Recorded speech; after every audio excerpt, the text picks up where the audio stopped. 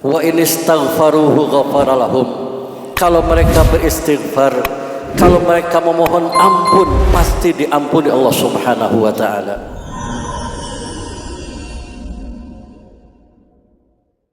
Di mana sabda Rasulullah sallallahu alaihi wasallam, al-hujjaj wal ummar wafdullah inda auhu ajabahum wa in istaghfaruhu ghafara lahum.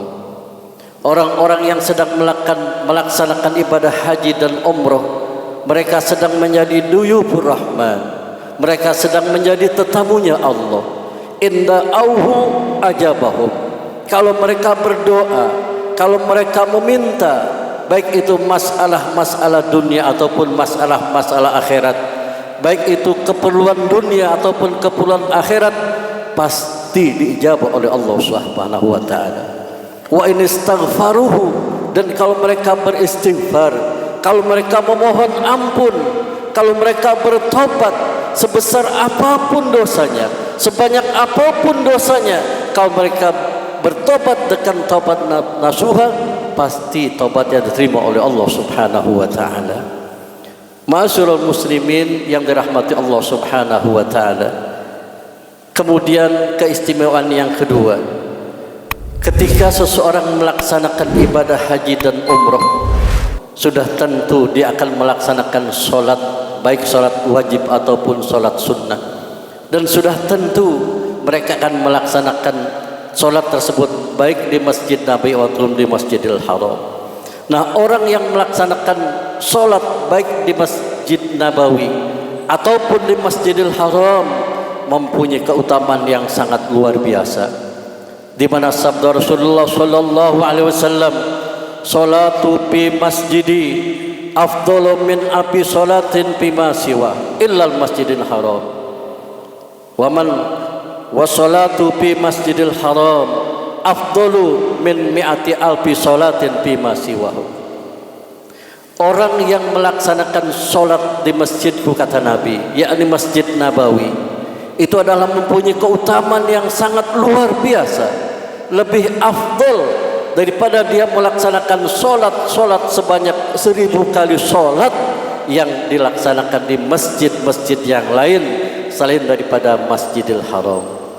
Dan orang yang melaksanakan solat di Masjidil Haram adalah lebih utama daripada dia melaksanakan solat sebanyak 100.000 kali solat yang dilaksanakan di masjid-masjid yang lain. Ini tentunya merupakan keutamaan yang sangat luar biasa. Kemudian keutamaan yang ketiga, bahwa baik itu di Madinah ataupun di Makkahul Mukarramah ada tempat-tempat yang istimewa. Di antaranya di Raudhah, di Multazam, Safa Marwah, Makam Ibrahim, di depan Ka'bah dan tempat-tempat yang lainnya, yang barang siapa berdoa, memohon, meminta di tempat tersebut, pasti permintaannya diijabah oleh Allah Subhanahu wa taala. Ini tentunya merupakan keuntungan yang sangat luar biasa, dan tentunya banyak lagi keutamaan-keutamaan yang sengaja Allah siapkan, yang sengaja Allah curahkan, yang sengaja Allah berikan kepada orang-orang yang melaksanakan ibadah haji dan juga melaksanakan ibadah umrah. Ma'asyiral muslimin yang dirahmati Allah Subhanahu wa taala. Lalu bagaimana dengan kita yang tidak sedang melaksanakan ibadah haji dan umrah? Nah, bagi kita yang sedang tidak melaksanakan ibadah haji dan umrah, tentunya Allah juga tidak melupakan kita.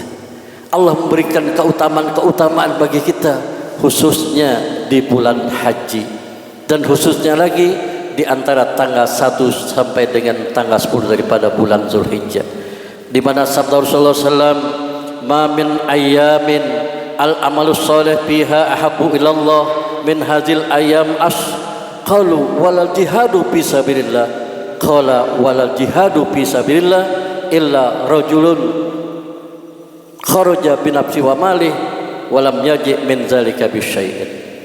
Kata Nabi, tidak ada hari-hari yang lebih istimewa di sisi Allah Subhanahu wa taala. Yang barang siapa melaksanakan amal-amal soleh di hari-hari tersebut, yakni dari tanggal 1 sampai dengan tanggal 10 daripada bulan haji, maka barang siapa yang mengerjakan amal-amal soleh, yang mengerjakan perbuatan-perbuatan baik, yang menginfakkan hartanya di jalan Allah, ini suatu perbuatan yang sangat disukai oleh Allah, yang sangat disenangi oleh Allah, yang sangat dicintai oleh Allah Subhanahu wa taala. Bahkan para sahabat tanya, wahai Rasulullah, apakah itu masih lebih utama dengan orang yang berjihad fisabilillah? Kata Rasulullah sallallahu alaihi wasallam, tentunya masih lebih utama dibandingkan orang yang berjihad fisabilillah, kecuali bagi orang laki-laki yang keluar dengan dirinya dan hartanya lalu dia tidak kembali kepada keluarganya, dia akan mendapatkan mati syahid. Ma'asyiral muslimin yang dirahmati Allah Subhanahu wa taala.